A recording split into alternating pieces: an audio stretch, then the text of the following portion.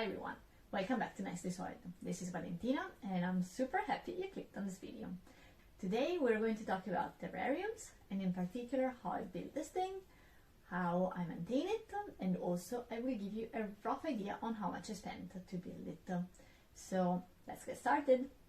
So once you have found the right aquarium with the dimensions that you like and with lights, then you can start preparing it.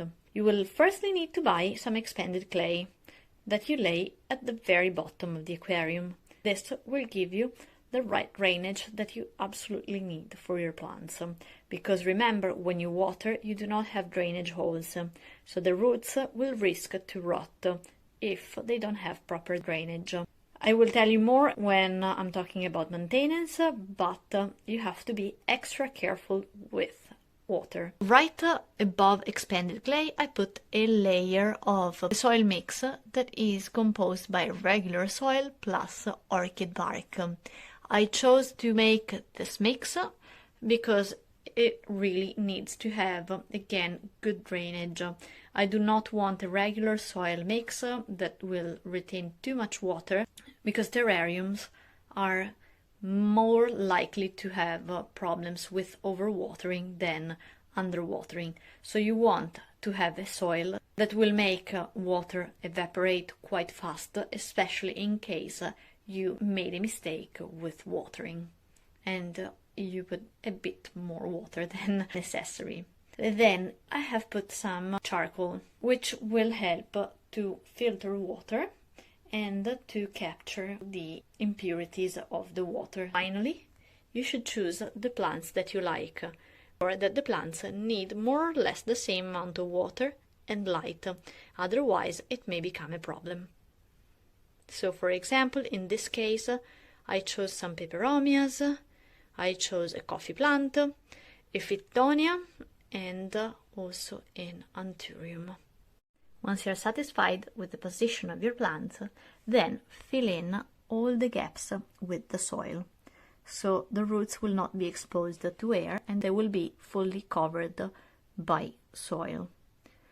Then you may need a brush to clean the leaves properly. In fact, for example, here there is still some remaining soil, but you can easily remove them with a gentle brush.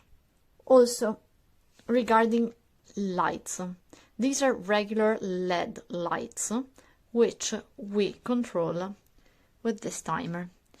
We can also remember to turn the lights on and off when we wake up and when we go to sleep, but it's much easier to have something controlled automatically. This is why we chose this timer. If you have a lot of natural sunlight, you don't even need it, but it's still nice to give it extra light. So now, how do we maintain this very beautiful thing? The question is, do you want to keep it open or do you want to keep it closed? If you want to keep it open, then you have to always check if the soil has the right moisture for the type of plants that you chose. For example, if we have succulents, then you will want the soil going more towards the dry end, while if you choose, for example, anthuriums, you will want something like a soil that is moist and then dries out to then water again. So in this case, you will need to water, in both cases actually, you will need to water with filtered water. It's so much more recommended because so you don't have all the calcium and other materials that are harmful for your plants. And then you may also want to have a sprayer. So you pour the water, you make sure that you do not pour too much, because again, know that you do not have the drainage holes that will allow for a complete drainage, but the water will remain among the perlite that you have put at the foundation of the terrarium. Then, yeah, again I said spray, and of course from time to time you will need to clean the walls of the aquarium, basically the glass. For the rest, there is not much more maintenance. Then the problem is when you close it at the beginning. At the very beginning, the difficulty is to find the right amount of humidity and the right moisture of the soil that the plants want. Once you have found that, then it's so easy, because you don't have to almost do absolutely anything. So that's the part where you have to be super careful, and then things will go automatically by themselves. And finally, talking about prices. Of course, it varies very much from your location in this world.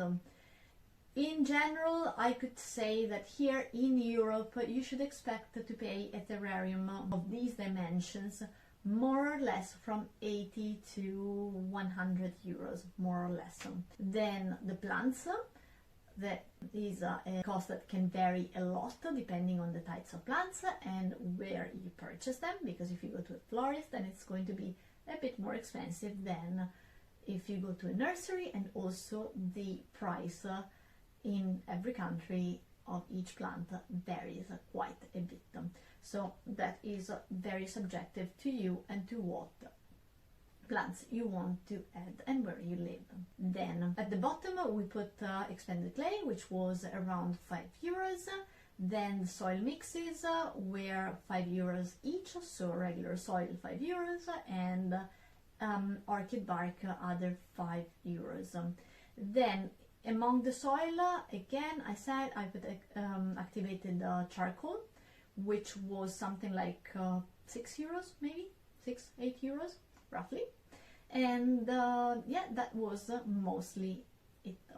I do not remember how much the switch for the lights was.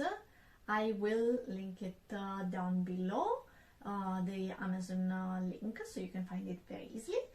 And yeah, the price, I will put it here because right now I just don't remember. In total, the final price was 180, 200 euros, more or less, roughly. So yeah, you can expect the price to be around that. And I hope you liked this video, you found it useful, and I hope it gave you inspiration to start your own terrarium. I hope you will give this video a nice like.